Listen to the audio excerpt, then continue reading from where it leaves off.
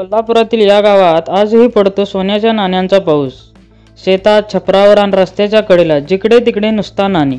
अशाच न्यूज पाहण्यासाठी अगोदर आपल्या SM मराठी न्यूज चॅनलला सबस्क्राईब करून घ्या। कोल्हापूर जिल्ह्यातील महापूर राज्यासह देशाला परिचितच आहे, पण याच कोल्हापूर जिल्ह्यातल्या एका गावात सोन्याचा पाऊस पडतो यावर तुमचा विश्वास बसेल का? पण हे खरं आहे। कोल्हापूर जिल्ह्यातील कसबा बीड गावात चक्क सोन्याचा पाऊस पडतो। या गावातील अनेकांना अजूनही सोन्याची प्राचीन नाणी सापडतात। पाहूयात या संदर्भातील एक रिपोर्ट।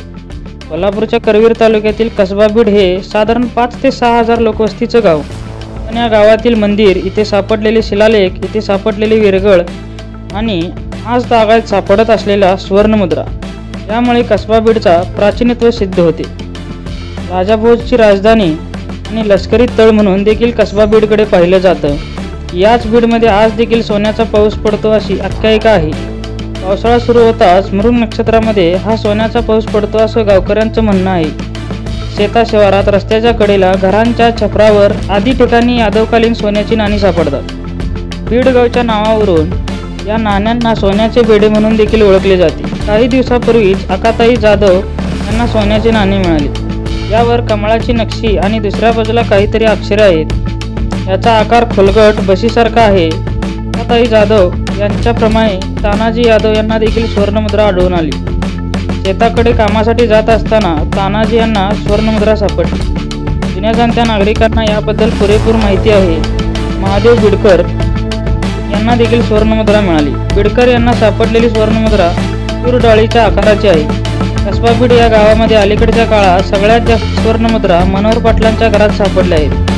गेल्या 5 ते 6 वर्षांमध्ये त्यांच्याकडे 11 सुवर्णमुद्रा सापडल्या। यापैकी काही सुवर्णमुद्रा त्यांनी पाहुण्यांना दिल्या, पण या सुवर्णमुद्रा म्हणजे आपल्या कुटुंबाला मिळालेला आशीर्वाद म्हणूनच बीडचे ग्रामस्थ याकडे पाहतात आणि आपल्या देवघरामध्ये देखील या सुवर्णमुद्रांचे पूजन केले जातं। मात्र संपूर्ण कोल्हापूर जिल्ह्यात असो किंवा महाराष्ट्रात कसबा बीड याच ठिकाणी सुवर्णमुद्रा का सापडतात? त्याच्या पाठीमागचा नेमका इतिहास काय आहे? त्याचे शास्त्रीय कारण काय आहे? असा प्रश्न अनेकदा पडतो, कारण कसबा बीडच्या उत्तर, दक्षिण आणि पश्चिम दिशेला या सुवर्णमुद्रा खूप मोठ्या प्रमाणात सापडतात।